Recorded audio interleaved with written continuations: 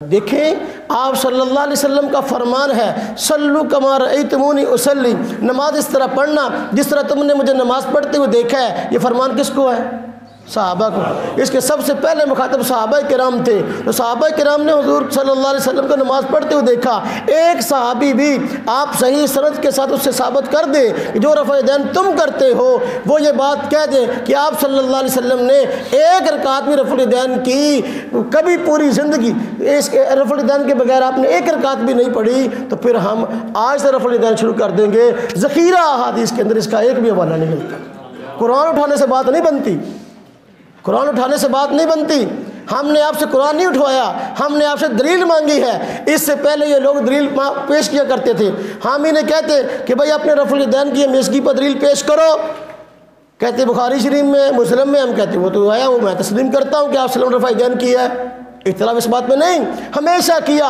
इस पर हदीस पेश करो तो वो एक किताब है इमाम बहकी की जिसका नाम है खिलाफियात बहकी। उसमें ज़ईफ़ हदीसें हैं, कसरत के साथ इख्तिलाफी हदीसें हैं। हाँ जी, एक हदीस हज़रत इब्न उमर रज़ी अल्लाह अन्हु, अब्दुल्लाह बिन उमर रज़ी अल्लाह अन्हु से पेश करते थे कि हुज़ूर नबी पाक सल्लल्लाहु अलैहि वसल्लम जो है वो रुकू से उठते हुए रुकू को जाते हुए रफ़ुल दैन करते थे कि आपकी यही नमाज रही हत्ता कि आप दुनिया से रुखसत हो गए। अब इस हदीस को पहले वो पेश करते थे। वो पहली बात है जो हदीस की ये किताब है खिलाफियत बहकी, ये किताब ही ना पेश थी, किताब आम मिलती नहीं थी और इसलिए हवाला पेश करते। अक्सर हज़रात मेरे पास बहुत किताबें पढ़ी हैं अल्हम्दुलिल्लाह। नमाज की किताबें इनकी मेरे पास 100 से ज़ायद पढ़ी हैं, जिसमें दर्जनों किताबों के अंदर झूठ बोला गया कि सुनन कुबरा इमाम बहकी रहमतुल्लाह अलैह की जो किताब है सुनन कुबरा के अंदर जो है इमाम बहकी ने हदीस नकल की है। हालांकि ये हदीस जो है ये सुनन कुबरा के अंदर नहीं थी, बल्कि खिलाफियात बहकी उसके अंदर मौजूद थी और खिलाफियत बहकी वैसे ही नापेद थी। अब वो छप चुकी है। हम कहते हैं वो खिलाफियत बहकी लाओ और जिससे तुम हदीस पेश करते थे।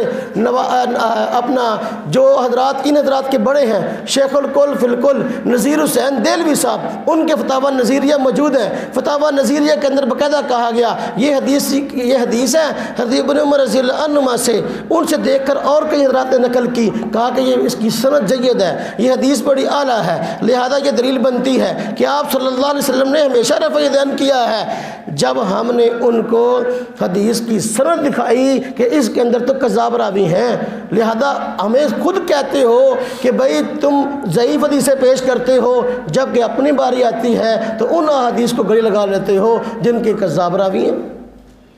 अब पहले तो ये हदीस पेश करते थे और सुनन कुबरा की हदीस बनाकर पेश करते थे, लेकिन फिर जब हमें तवज्जो दिलाई सुनन कुबरा के अंदर दिखा दो कहाँ है, तो अब खिलाफत बहकी के हवाले से बात की, लेकिन जब रावी कज़ाब निकले तो फिर अब पिसपाई हुई। अब उनके पास कोई हदीस थी नहीं बयान करने की, तो फिर क्या कहने लगे, अब कुरान उठाने लगे।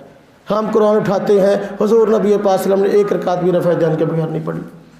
हम कहते कुरान ना उठाओ दलील पेश करो, कुरान ना उठाओ दलील पेश करो।